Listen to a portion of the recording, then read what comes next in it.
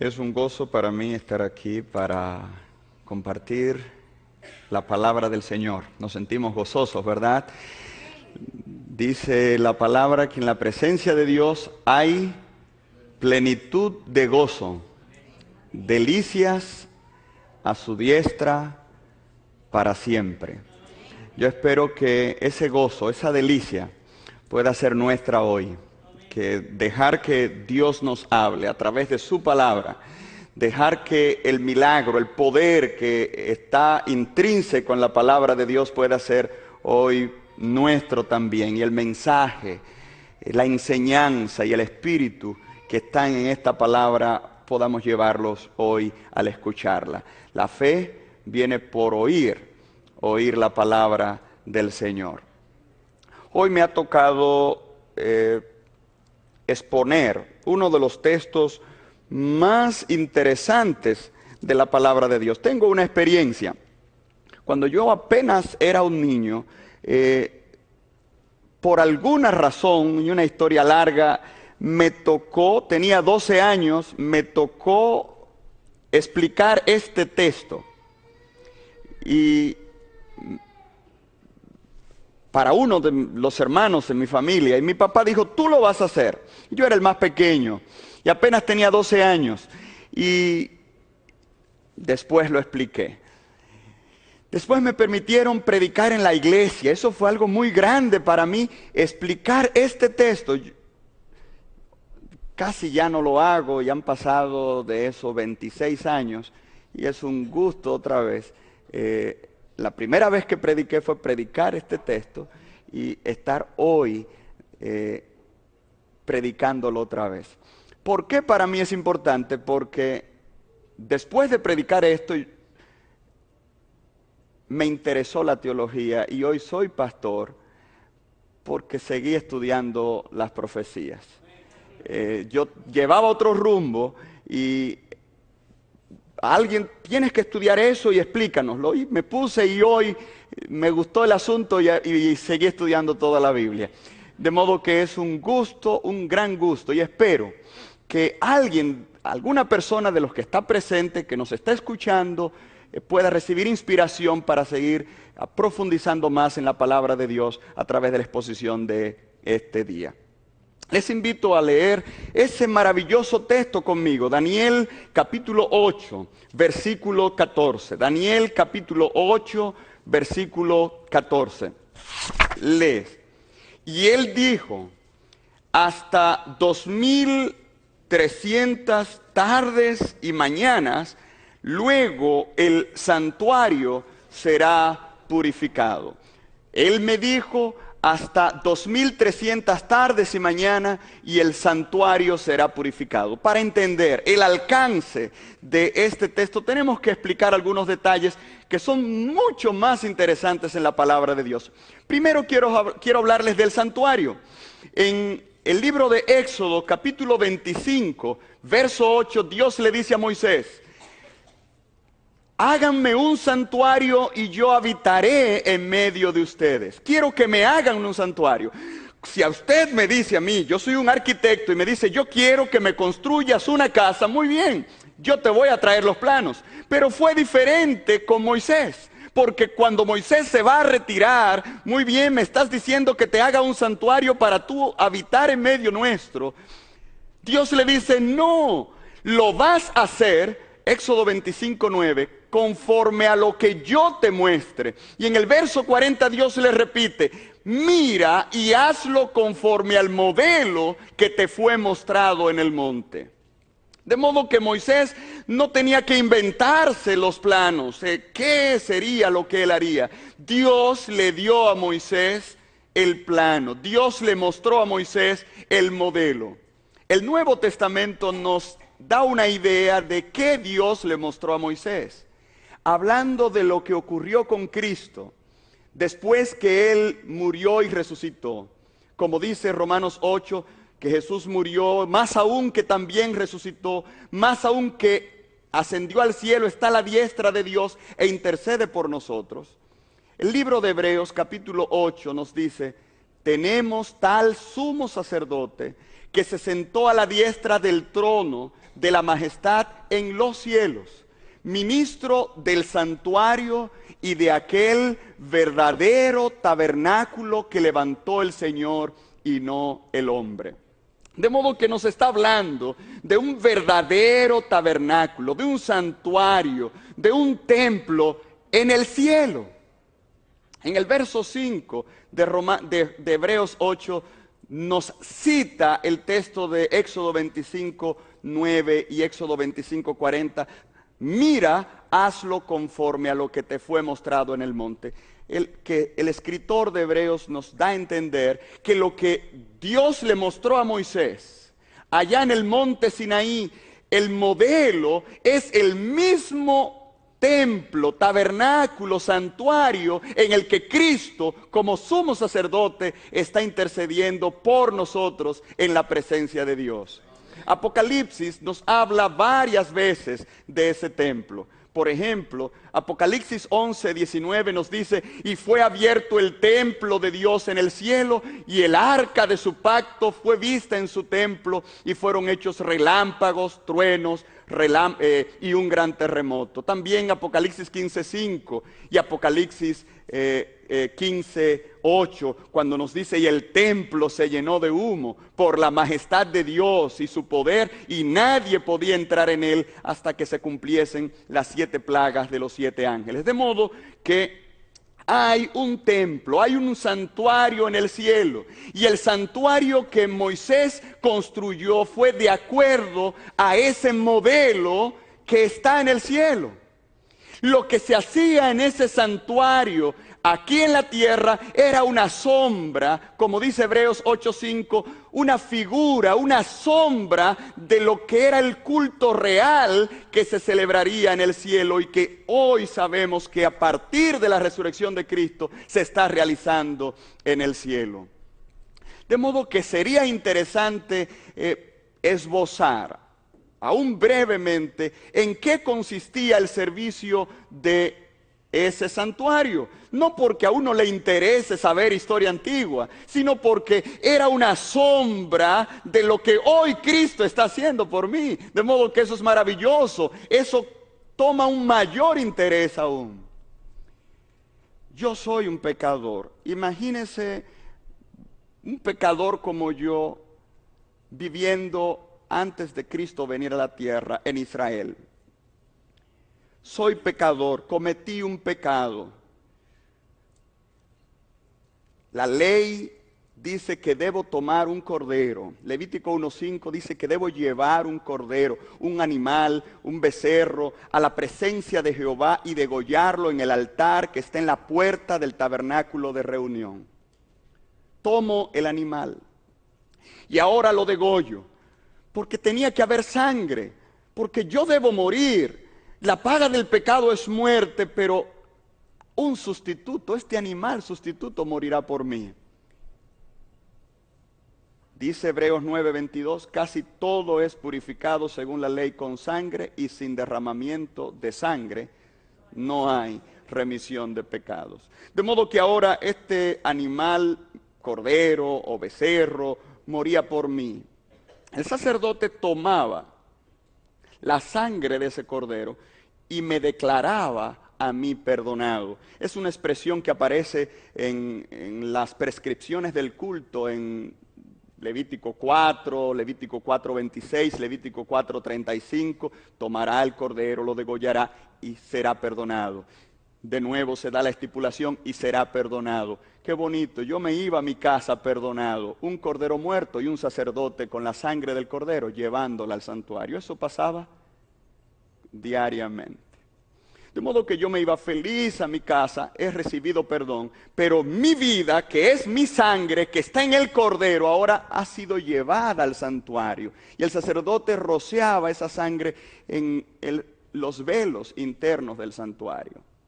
De modo que mi pecado, que estaba en mí y que debía morir por él, ya no está en mí. Por eso yo no morí, murió el cordero, porque yo coloqué mi mano sobre él. Levítico 4:3, coloco mi mano sobre él. Coloqué mi pecado. Al morir, ahora ese pecado a través de la sangre está en el santuario. Eso pasaba diariamente. en el atrio y en el lugar santo de ese santuario. Pero una vez al año, el sacerdote hacía purificación del santuario, de los pecados que durante el año se llevaban a ese santuario. Levítico 16, versículos 19 y versículo 30 nos menciona de que el sacerdote limpiaría el tabernáculo de todas las impurezas de los hijos de Israel. Ese era el día especial, el día de la expiación, solo una vez al año, donde se entraba al lugar santísimo del santuario. Esto era una imagen de lo que ocurriría en el cielo, lo que Cristo haría por mí. El texto que citamos ahorita, Hebreos 9:22, casi todo es purificado según la ley con sangre, y sin derramamiento de sangre no se hace remisión de pecados. El 23 continúa. Fue pues necesario que las figuras de las cosas celestiales fuesen purificadas por estas cosas. Ahora, las mismas cosas celestiales con mejores sacrificios que estos. Eso indica que el cielo, el santuario celestial también sería ¿qué? Purificado. La obra de Cristo de intercesión por el hombre, igual que el servicio en el santuario terrenal, se dividiría en dos fases: una obra diaria de perdón e intercesión y mediación, y una obra final definitiva, un día de expiación final donde el pecado de los hombres que durante su vida lo hayan llevado al santuario sería erradicado del santuario, el santuario sería purificado y el pecado sería colocado en vías de su erradicación final. Toda la historia de la tierra estaba prefigurada y hoy vivimos en ese momento esperando que el pecado sea finalmente sacado del santuario, Cristo venga, coloque los pecados sobre Satán y con Satanás el pecado desaparezca y no se le deje ni raíz ni rama. Eso es lo que esperamos. Ahora bien, el texto que es el centro de nuestra reflexión hoy, Daniel 8:14, apunta a ese evento especial. Hasta 2300 tardes y mañanas y el santuario será purificado. Se está refiriendo a esa segunda fase del culto del templo, en este caso del culto del templo o el santuario celestial, llamada la purificación del santuario. Ahora bien, creo que he ido un poco más rápido de lo que debo ir. Para llegar a esa conclusión debemos repasar un poco el libro de Daniel, y quisiera invitarles a que me acompañen a Daniel capítulo 8. Es un capítulo interesante junto con las profecías del capítulo 2 y del capítulo 7, pero simplemente vamos a pasar brevemente por esas maravillosas profecías. Daniel capítulo 8. Daniel tiene una visión, versículo 1. En el verso 3 nos habla de que alcé los ojos y miré aquí un carnero. Más adelante, en el verso 5, dice que mientras yo consideraba esto, he aquí un macho cabrío, aquí hay otro poder. En el verso 20, el ángel le explica a Daniel qué representa el carnero y qué representa el macho cabrío. En cuanto al carnero que viste, le dice el ángel a Daniel, representan los reyes de Media y de Persia, y el macho cabrío es el rey de Grecia, y el cuerno grande que tenía entre sus ojos es el rey primero. Hay otros detalles que siguen en la visión, por ende hay otros detalles que siguen en la explicación después del verso 21. Ese cuerno que estaba entre los ojos del macho cabrío se divide en 4, y del verso 9 dice que de uno de ellos, no precisamente de uno de los 4 cuernos, sino el final del verso 8 dice, subieron hasta los 4 vientos del cielo, y de uno de ellos, es decir, de uno de los vientos del cielo, surge un cuerno pequeño. Para nosotros entender qué ocurre al final de las 2300 tardes y mañanas, debemos saber ¿qué hizo este cuerno pequeño? ¿qué hizo este poder llamado el cuerno pequeño? Verso 9, y de uno de ellos salió un cuerno pequeño que creció mucho. ¿A dónde? Creció mucho al sur, al oriente y hacia la tierra gloriosa. Aquí estamos viendo una expansión horizontal. Creció mucho hacia el sur, hacia el norte, direcciones militares. Ahora en el verso 10 nos habla de otro crecimiento. Verso 10. Y se engrandeció, ¿hasta dónde? Aquí está hablando de un poder que crece hacia el sur, que crece hacia el norte, que crece hacia acá, hacia allá. Todos son niveles horizontales, terrenales. Pero ahora Él no se conforma con tener dominio de toda la tierra. Él ahora va a crecer de manera ¿cómo? Vertical, de crecer a engrandecerse. ¿Hasta dónde? Se engrandece, dice el texto, hasta el ejército del cielo. Se engrandece hasta el ejército del cielo, y parte del ejército y de las estrellas, ¿qué? Echó por tierra y las pisoteó. Aún se engrandeció contra el príncipe de los ejércitos, y por él fue quitado el continuo sacrificio, y el lugar de su santuario fue echado, ¿por qué? Y el lugar de su santuario fue echado por tierra.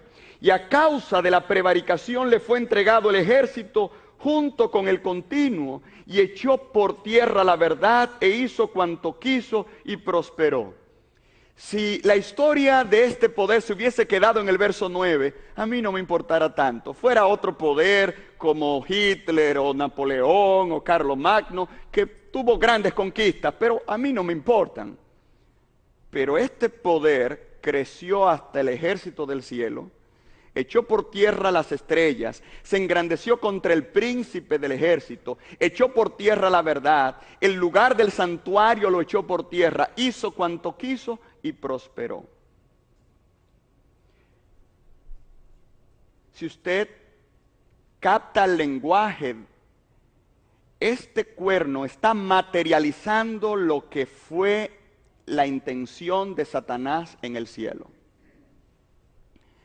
Ese ser, Lucifer, que dijo en Isaías 14, junto a las estrellas de Dios pondré mi trono y seré semejante al Altísimo. Ese ser que quiso ser semejante a Dios está materializando sus deseos con un poder aquí en la tierra. Un poder que se levanta hasta el ejército del cielo. Esta expresión, el ejército del cielo, se utiliza pocas veces en la Biblia. De paso, solo aquí aparece en ese sentido, aparece en otro sentido en el libro de Reyes, Primera de Reyes 22, 19. El ejército es un ejército, pero en la Biblia se utiliza ejército del cielo para referirse a las estrellas, en un sentido negativo, como cuando dice en Primera de Reyes 33 que adoraban al ejército del cielo, o cuando habla en Primera de Reyes 22, 19, que Dios estaba sentado en el trono y todo el ejército del cielo estaba junto a él. De modo que está hablando aquí de seres angélicos. Pero puede ser que, como es una visión simbólica, se esté refiriendo a otra entidad. Aquí está diciendo que él se engrandece hasta el ejército y lo echa por tierra. En la interpretación de esto, el ángel explica en el verso 24, y su poder se fortalecerá más no con fuerza propia, y causará grandes ruinas, y prosperará, y hará arbitrariamente, y destruirá a los fuertes y al pueblo de los santos. De modo que este ejército del cielo, de la misma manera como Lucifer, en Apocalipsis se menciona que echa por tierra las estrellas, representando los ángeles de Dios, el poder que lleva a cabo su misión en la tierra, ataca al pueblo de Dios. En el capítulo 7 se hablaba de ese poder en el verso 21 diciendo, este cuerno hacía guerra contra los santos y los vencía. En el verso 25 dice, a los santos del Altísimo quebrantará. Este poder está atacando, es hostil al pueblo de Dios. Se engrandeció hasta el ejército del cielo y parte del ejército y de las estrellas se echó por tierra y las pisoteó. Este texto indica el poder, el control que el cuerno pequeño tendría sobre el pueblo de Dios. Vencería al pueblo de Dios. En la historia de la iglesia tenemos que admitir, ha habido momentos donde los verdaderos fieles han tenido que huir, han sido proscritos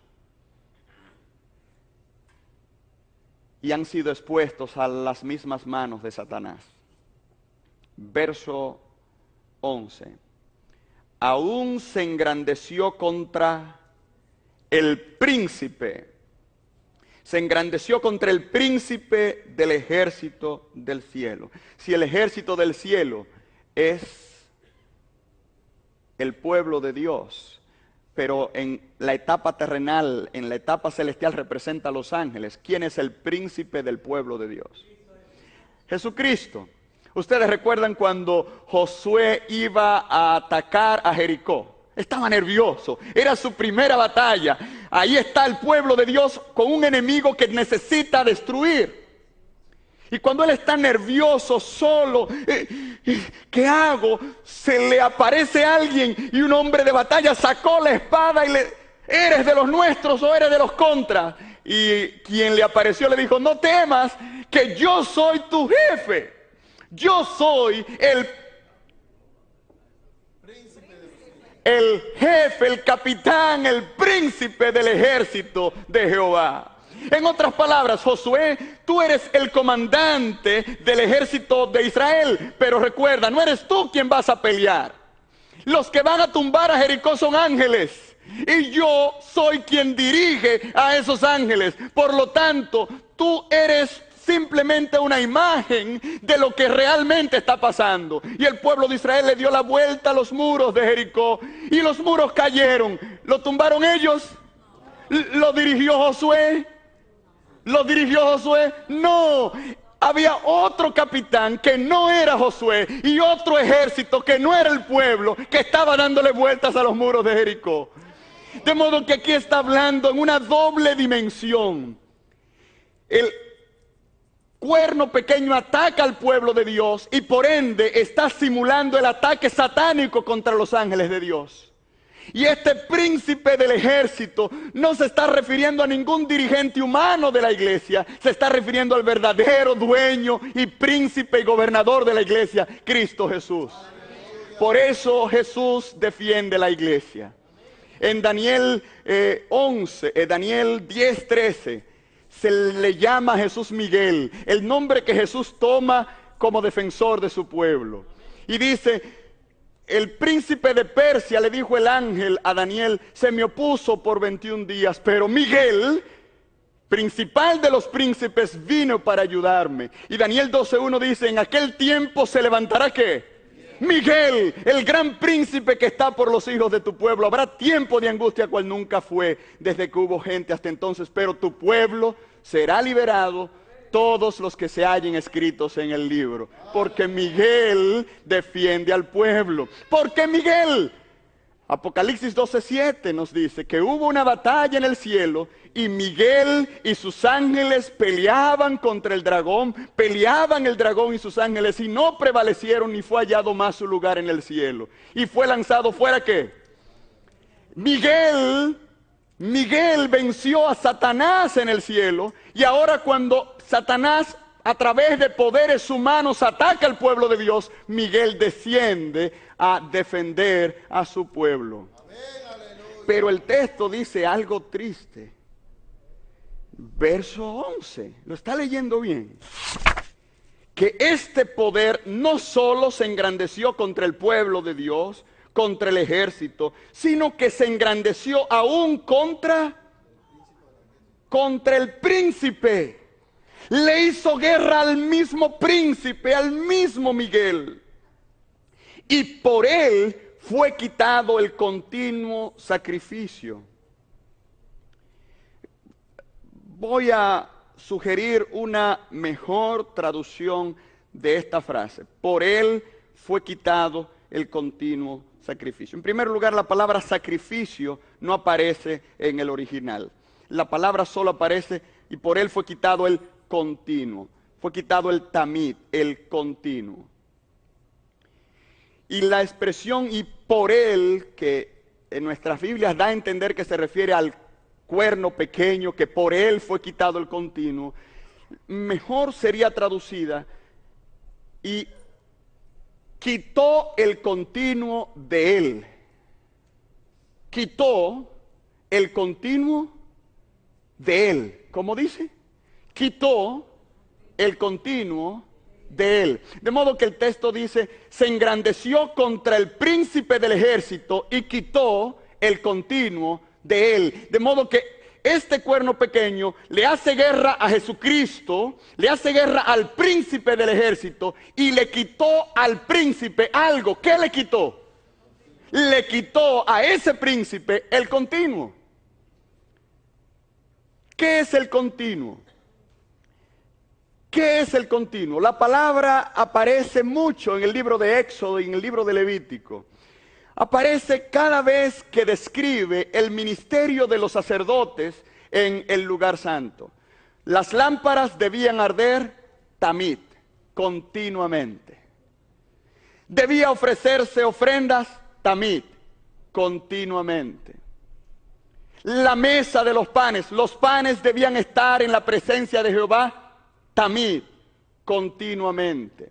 Éxodo 29, por ejemplo, nos da uno de esos ejemplos. Éxodo capítulo 29. Esto, verso 38. Esto es lo que ofrecerás sobre el altar: 2 corderos de un año, cada día, continuamente. ¿Lo están viendo? Verso 42. Éxodo 29, 42. Esto será el holocausto continuo por vuestras generaciones a la puerta del tabernáculo de reunión. De modo que el continuo, la acción, esa expresión se refería a lo que el sacerdote hacía diariamente. El sacerdote diariamente entraba al lugar santo, ponía los panes continuamente, encendía las lámparas continuamente, hacía sacrificios continuamente, ofrecía incienso continuamente. Ahora, había un lugar en el santuario donde el sacerdote no hacía algo continuamente. ¿Cuál era? El lugar santísimo. Levítico 16 nos dice, no en todo tiempo entrarás a ese lugar. Levítico 16:1. De modo que la expresión continuo se refería a la labor sacerdotal diaria. Aquí se está presentando que el cuerno pequeño se engrandece contra el príncipe y al príncipe le quitó el continuo. Le quitó, en otras palabras, su labor sacerdotal. ¿Está Jesús celebrando algo por nosotros continuamente? Oh, dice Hebreos 7, 25, por lo cual puede también salvar continuamente, perpetuamente, a los que por él se acercan a Dios, viviendo siempre para interceder por nosotros. No hay un momento, no hay un segundo, no hay un instante en que Cristo no esté intercediendo por su pueblo.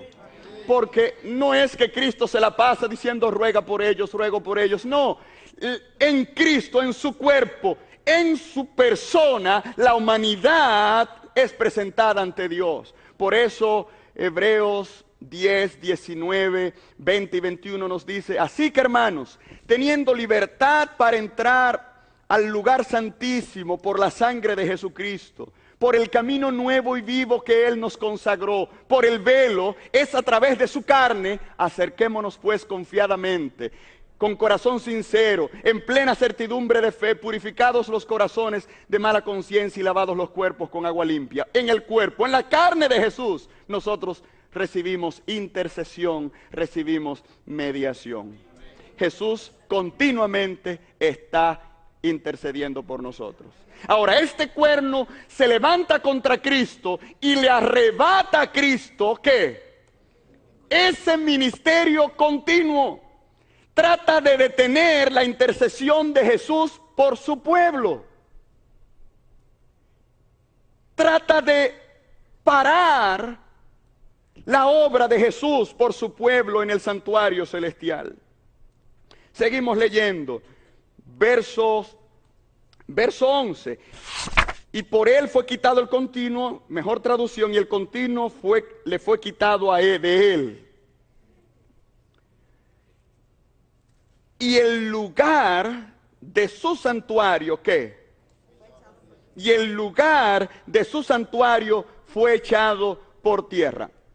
Esta expresión, el lugar, Macom, aparece en la Biblia para referirse al santuario de Dios. Primera de Reyes 8, 39, Primera de Reyes 8, 42, 43, cuando Salomón ora, dice, ellos mirarán a este lugar. ¿Recuerdan eso? Y tú los oirás. Y aquí dice que el lugar de su santuario, del santuario del príncipe, el santuario del cielo donde Jesús está intercediendo. Ahora bien, la expresión, el lugar de su santuario, es usada solamente aquí en toda la Biblia. Ahora hay un detalle interesante. Esta expresión, lugar, en relación a santuario, se aparece en Salmos 89, 14, para referirse al fundamento del trono de Dios, a los principios que sostienen el gobierno divino. De modo que este cuerno está conspirando con el santuario contra el lugar, contra el fundamento, contra el macón, contra el principio del gobierno divino. Y el texto dice más, verso 12. Y a causa de la prevaricación le fue entregado el ejército junto con el continuo. Voy a hacer otra modificación en esa traducción. Una traducción más exacta del texto original hebreo sería, recuerden, sacrificio no está, sería, y le fue entregado un ejército con el continuo por rebelión o por prevaricación. Le fue entregado a este poder que se levanta contra Cristo, contra el santuario, contra la obra de Jesús en el santuario. A este poder se le entrega un ejército. Se le entrega, él destruye el ejército de Dios, pero él ahora tiene un ejército. En otras palabras, aquí está hablando de la formación de otro pueblo al servicio de Satanás, que está haciéndole guerra al pueblo de Dios. Y ahora este cuerno, con un nuevo ejército que no es el ejército del cielo, tiene otro continuo, tiene otra obra de intercesión que falsifica la obra de Jesús en el cielo. Es a lo que se está refiriendo este texto. ¿Captamos el punto? Es una falsificación. El cuerno pequeño pelea contra Dios, le arrebata a Dios algo, pero es para él falsificarlo en la tierra, para falsificar la obra de intercesión de Cristo en el santuario. Seguimos leyendo. Y echó por tierra la verdad. La expresión echó por tierra aparece al final del verso 11. Dice, y el lugar de su santuario fue echado ¿qué? y el lugar de su santuario fue echado por tierra. En la primera vez que se menciona, en el verso 11, no aparece en el original la expresión tierra, simplemente fue echado. Ahora, cuando se trata de la verdad, sí el texto original dice fue echado por tierra. ¿Cuál es la diferencia? La diferencia es que cuando la expresión fue echado no tiene un complemento, significa fue abandonado o descuidado. Como las personas que estaban en la guerra, segunda de Reyes 7:15, Ezequiel 28, dice, y lo dejarás, lo echarás. Tomaron las armas y las echaron, en otras palabras, la abandonaron. Me está diciendo que este cuerno pequeño echaría el santuario, no dice lo echaría por tierra, porque nadie puede destruir el cielo, donde Cristo está. Pero al echarlo está diciendo que lo descuidaría, lo abandonarían para llamar la atención a otro santuario aquí en la tierra. Ahora, la verdad sí la echarían por tierra, porque la verdad de Dios, el Espíritu la ha puesto en nosotros, y si Él mata al pueblo de Dios, está echando por tierra la verdad. Si Él confunde la verdad con la mentira, está echando por tierra la verdad. Esta fue la obra del cuerno pequeño. Era el papel del sacerdote. Malaquías 2, 5 al 8, enseñar la verdad. Dice, la verdad estaría en su boca y la ley estaría en su corazón.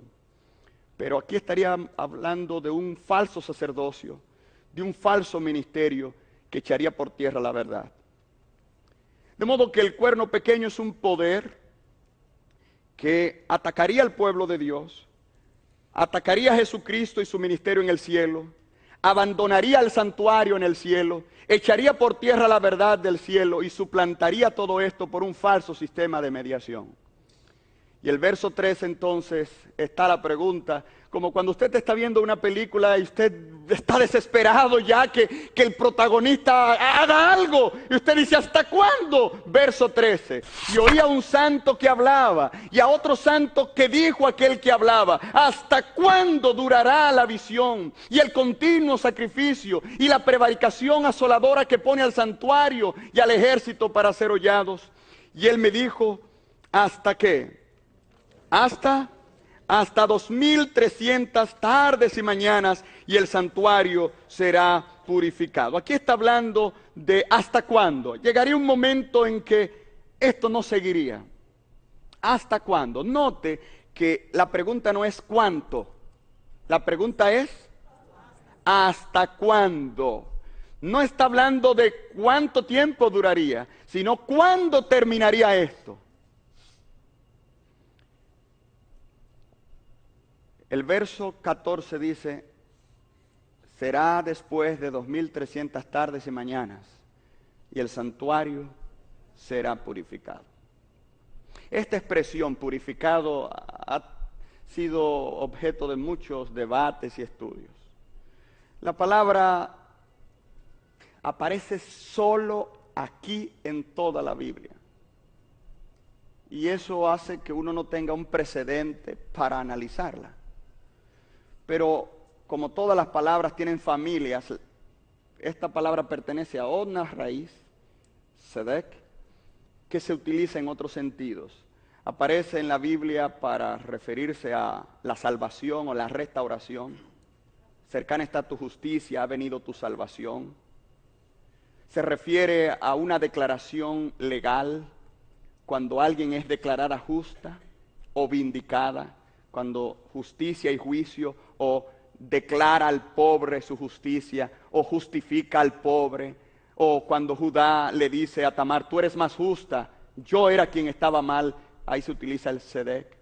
Y también se utiliza la palabra para referirse a limpieza, en paralelismo, por ejemplo en Job 4:17, en Job 17:19, donde aparece la expresión como sinónimo a limpieza.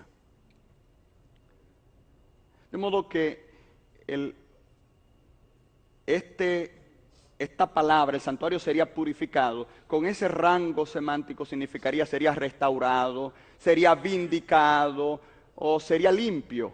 la primera versión del texto hebreo en griego, que fue la Septuaginta, tradujo la expresión como katarisestai, que significa purificado, y por eso en nuestras Biblias se utiliza purificado. De modo que purificado está dentro del rango, pero es más allá que purificado, el santuario sería restaurado. El cuerno pequeño lo echó por tierra, el santuario sería edificado de nuevo. El cuerno pequeño tiró por tierra la verdad y hablaría contra Dios, el santuario sería vindicado y justificado. Él lo contaminaría, el santuario sería purificado. Involucraba mucho más que eso. Hasta 2300 días y el santuario sería purificado. Daniel no entendió esta profecía. Y en el verso 26 el ángel le dijo: la visión de las tardes y mañanas que se ha referido es verdadera, y tú guarda la visión porque es para muchos días. En el capítulo 9, el ángel, quien no le explicó a Daniel la visión, en el verso 23 le dice que fue enviado, y al final dice: entiende la orden y entiende la visión. Y ahí le menciona de 70 semanas que serían parte de esas 2300 días, que será objeto de otro estudio. Y en el verso 25 indica cuándo comenzarían esas 70 semanas, que son parte de los 2300 días. Sabe pues y entiende que desde la salida de la orden para restaurar y edificar a Jerusalén. Aquí se nos da el tiempo de comenzar las 70 semanas, los 2300 días. Eso será objeto de un estudio mucho más amplio. Pero sabemos por datos históricos que ese momento fue el año 457. Ahí comenzarían los 2300 tardes y mañanas. 2300 tardes y mañanas, según Génesis 1:5, una tarde y una mañana es un día. Explicando el principio de un día por año, que será explicado luego, estamos hablando de 2300 años. Y así tiene que ser, porque está hablando de una visión que va más allá de Medo-Persia, Grecia y Roma. No podía referirse a días que hace unos cuantos años. Y le dices hasta el tiempo del fin, es para muchos días, de modo tenía que ser algo que llegaría hasta el tiempo del fin. Si usted lo calcula, del 457 a.C., 2300 años nos da el año 1844. ¿Qué pasaría? ¿Qué debía pasar en ese momento? Debía pasar exactamente lo contrario de lo que el cuerno pequeño hizo. Echó por tierra la verdad. Eso indica que a partir de 1844 la verdad debía ser levantada otra vez. Este cuerno, dice Apocalipsis 13:6, blasfema contra Dios, contra el santuario y los que habitan en el cielo. Blasfemar, destruir el santuario es destruir al pueblo de Dios, destruir a Dios, tratar de blasfemar contra el cielo. Ahora, a partir de 1844, el santuario que era descuidado, abandonado, tenía que ser puesto a la vista de la gente. Desde el final de los 2300 días, Jesús está haciendo una obra especial. ¿En qué consiste esa obra? Número 1, los pecados que fueron llevados al santuario el día de la expiación, el día de la purificación del santuario, Levítico 16, 19 y 30, eran sacados del santuario y colocados en otro animal que cargaba finalmente por ellos. Jesús, que desde que resucitó y ascendió al cielo, está intercediendo por el hombre, al cumplirse los 2300 días, añadiría una obra más. Estaría sacando los pecados del santuario de aquellos que lo han llevado. Jesús está haciendo una obra especial ahora mismo. Cada persona que no acepta, que no ha conocido a Jesús, Jesús está llamando e invitándolo a que le acepte para interceder por ellos. Y los que han aceptado a Jesús y sus pecados han sido llevados al santuario, Jesús está tomando esos pecados, está decidiendo de una vez por todas la vida de ellos, porque al Jesús salir del santuario no debe quedar pecados de nadie que haya llevado su pecado a Jesús. Ahora, ¿qué pasa si yo hoy cometí un pecado, como comencé mi exposición, lo llevé al santuario, pero mañana no seguí yendo al santuario.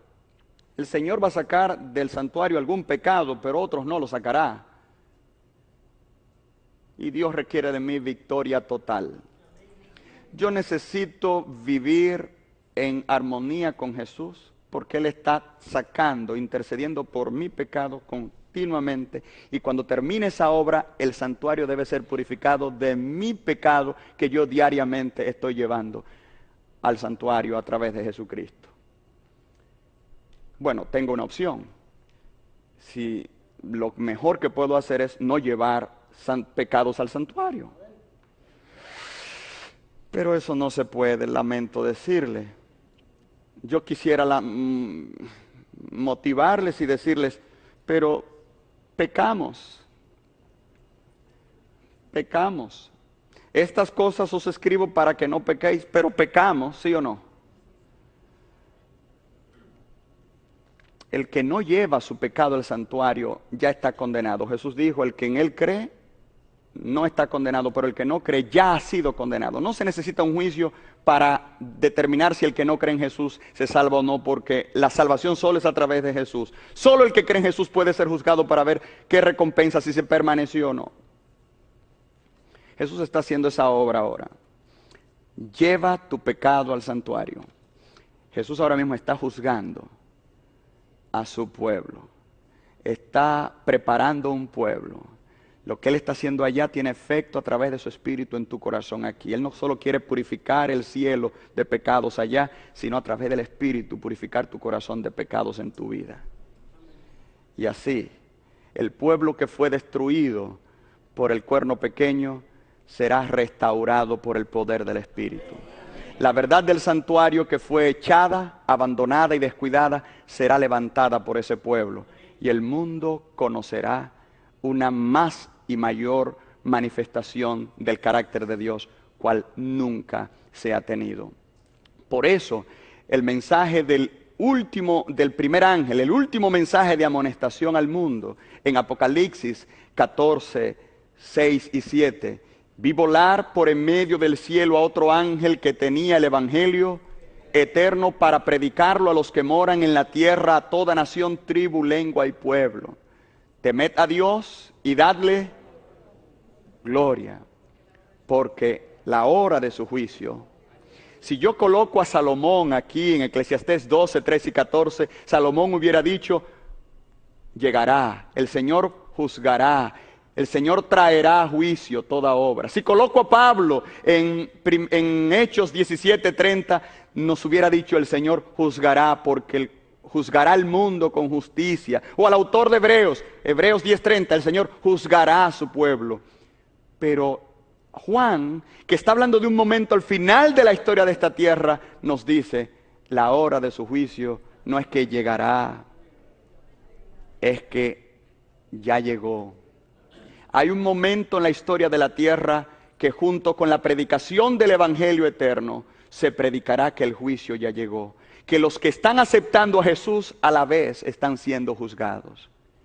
Ese es el tiempo en que hoy estamos viviendo. Es el tiempo más importante en la historia de la tierra, donde el príncipe del ejército, Miguel, se está preparando para levantarse, liberar a su pueblo, preparar a un pueblo para hacer frente en el último gran conflicto entre el bien y el mal. Yo espero que tú seas parte de ese ejército, yo espero que tú seas parte de ese pueblo que levantará en alto la verdad, que hará frente a los ataques de Satanás, confiará en Jesús, será purificado de sus pecados en su corazón y en los registros del cielo, y se preparará para recibir a Jesús cuando Él venga a reclamar a su pueblo.